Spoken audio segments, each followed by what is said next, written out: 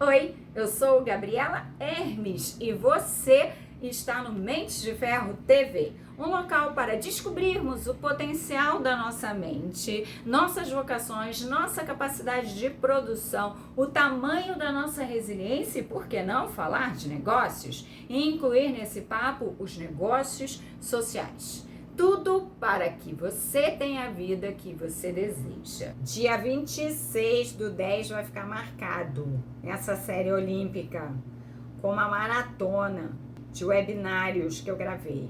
Hoje, por exemplo, eu não consegui nem divulgar o negócio ainda. Vai pro ar daqui a pouco. Pega no tranco, né? O meu tá quase fechando aqui assim.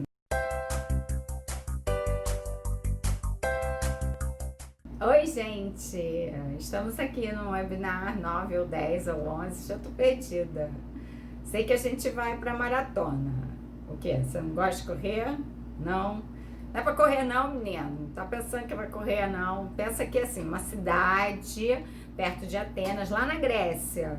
Fica uns 40 quilômetros de Atenas, segundo o blog Mochila e o Mundo.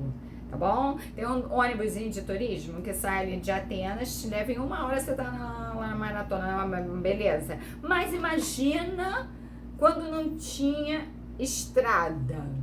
Na época da guerra entre os gregos e os persas. Eu acho que eles criaram também a ultramaratona, né? Porque nesse caso o percurso dobraria, o tempo também, né? Aí eles criaram a ultramaratona. Não, tô brincando. Vamos ficar só com a maratona, que a ultramaratona é coisa de doido, de agora, entendeu? Dessa gente que corre esses negócios aí de 50, 80, 100, 120, 150 quilômetros. E no deserto. Ou também no gelo, pode ser.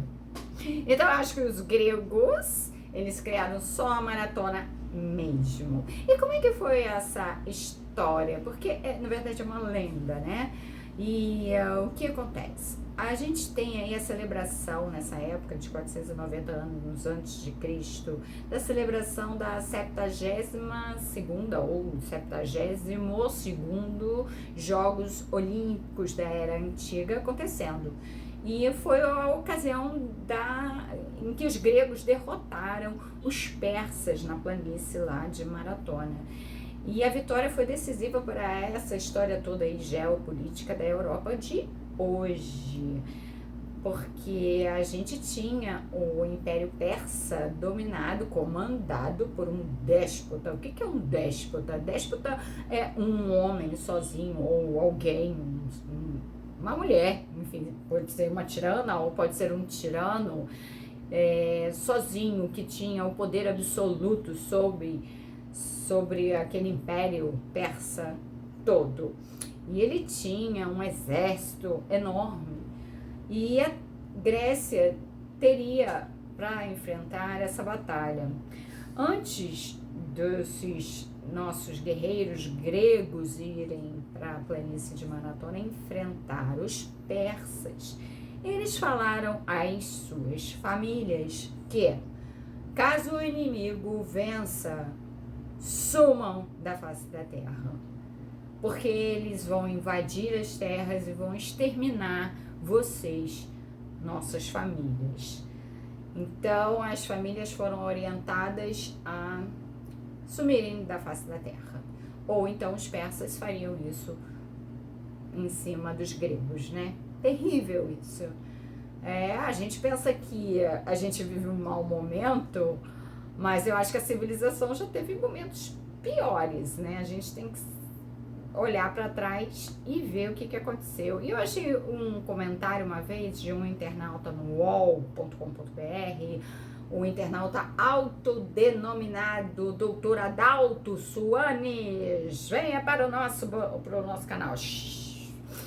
E foi postado em 16/3/2007, ou seja, 2007. A gente estava aí às vésperas de 2009, foi a declaração que o Rio de Janeiro seria sede das Olimpíadas. Então, o tema estava bastante em alta e pelas redes sociais, não tão avançadas como hoje, mas em 2007, o Dr. Adalto escreveu o seguinte: ele acha que a maratona disputada, né, hoje encerra os Jogos Olímpicos da era pós-moderna, é uma verdadeira joia da coroa dos jogos. Isso porque, segundo ele, os historiadores do Ocidente enaltecem a Batalha de Maratona entre os gregos e persas pelo fato de terem impedido a invasão da Europa pela Ásia àquela época. Já os historiadores do Oriente também lamentam a derrota persa por não ter podido estender a civilização asiática para a Europa àquela época. A interpretação depende do ponto de vista de que o lado você está, Ocidente ou Oriente, né? Mas foi um testemunho, uma declaração, um depoimento, um comentário que a gente achou interessante colocar pela grandeza e universalidade que ele deu aí a vitória na Batalha de Maratona, certo? E a lenda diz que a polis, que é a chamada cidade de Atenas, estava realmente aflita, e essa história toda dos inimigos que haviam jurado aniquilar todos de Atenas. Mas acontece que a vitória para os gregos veio. E Milcíades era o general ateniense que comandava aquele exército que batalhou, lutou e venceu os persas. Ele designou um soldado que nem era atleta, mas todos tinham, né, aquele costume de praticar vários esportes e de se preparar para ser um guerreiro. E ele elegeu o senhor Fidípedes.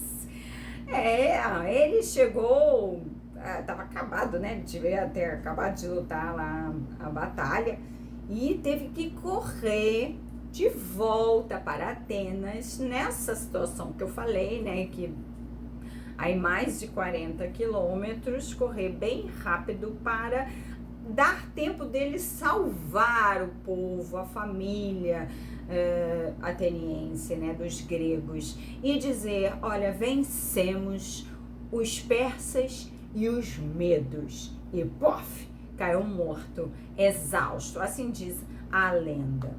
Além da maratona, da corrida, né, que é uma corrida clássica, que ela não acontece apenas durante os Jogos Olímpicos, tem corrida em todas as megalópolis do mundo. A primeira maratona também a ser realizada fora dos Jogos Olímpicos ocorreu em Boston, e é muito simbólico Boston, enfim, não vamos entrar nisso não, porque senão é porque foi a primeira mulher que correu lá a maratona também e tal. Mas isso é para outro assunto. As corridas que existiam na época dos Jogos da Antiga Grécia eram as seguintes: eram chamadas de dromos. Acho que dromos. Se alguém tiver a pronúncia certa, por favor, avisa aqui, porque não deu tempo de eu treinar a pronúncia conforme eu entrei. A corrida de revezamento não era com bastão, era com a tocha acesa. Emoção, hein? Oxe, que emoção! A tocha, vinha com a tocha ligada, fogo, pega nos cabelos e tal. Aí havia o pentátlon também, que existe agora, tinha o lançamento dos dardos e discos, como tem hoje em dia também, e a modalidade das lutas, igual o UFC, tá bom? Essa luta aí que eu vou falar, Pancrácio, ela sangrava mesmo, ela botava todo mundo quebrado. Não tinha muita regra, era vale tudo, tá bom? Aí entre os esportes que são os atuais, havia essa daí, a corrida, né, com armadura, que não são os atuais, mas que são aquelas específicas, bem divergentes do que a gente tem hoje. Tinha a corrida com armadura. Legal, né? Vamos correr com armadura um dia? Onde é que eu acho a armadura? A casa de aluguel, tiro fantasia, né? Mas não é a mesma coisa. Imagina a armadura daquela época, era chumbo, acho, sei lá. Imagina. E era chamada de oplitodromia. Você quer dificultar a minha vida hoje. As corridas com carros de combate, isso é legal porque aparecem nos filmes e a cultura geral.